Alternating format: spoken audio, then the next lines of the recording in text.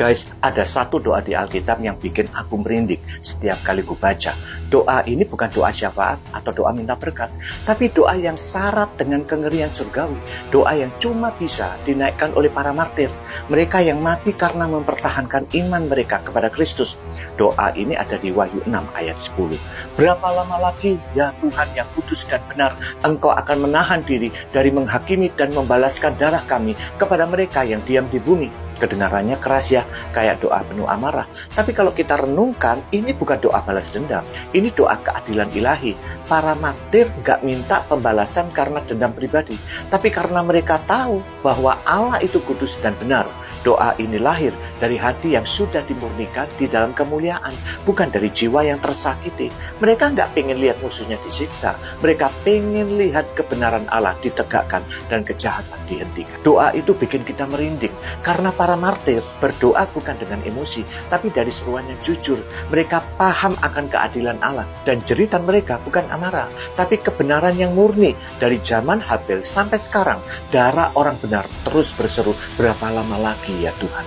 Sekarang tengoklah Nigeria. Di sana kekristenan saat ini benar-benar sedang berdarah. Ribuan orang Kristen dibunuh, gereja-gereja dibakar, desa-desa yang dulu memuji Tuhan kini cuma tinggal abu dan reruntuhan. Dan dunia diam, silent. Dunia lebih sibuk membahas Timur Tengah, sibuk bahas Palestina dan Israel, tapi menutup mata terhadap darah yang mengalir deras di Afrika Barat.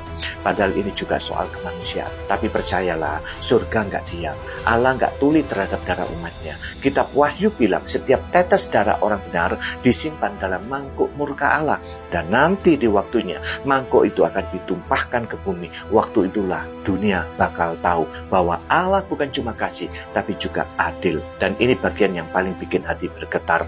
Doa para martir itu sedang dikabulkan. Setiap penderitaan mereka adalah bagian dari rencana besar Allah buat menyucikan gereja menjelang kedatangan Kristus. Gereja yang hidup dalam kenyamanan enggak akan kuat menghadapi badai akhir zaman, tapi gereja yang ditempa lewat penderitaan, yang iman dan kesetiaannya diuji dalam api, itulah gereja yang akan berdiri sampai akhir. Memang gak semua orang Kristen dipilih jadi martir, tapi setidaknya kita bisa ikut merasakan penderitaan mereka, berdoa buat mereka dan buat keluarga yang ditinggalkan. Dan jujur saja, betapa malunya kita kalau di tengah semuanya itu kita masih sibuk nuntut ini dan itu kepada Tuhan, masih sibuk debat siapa yang paling benar, siapa yang paling rohani, dan siapa yang paling hebat. What a shame.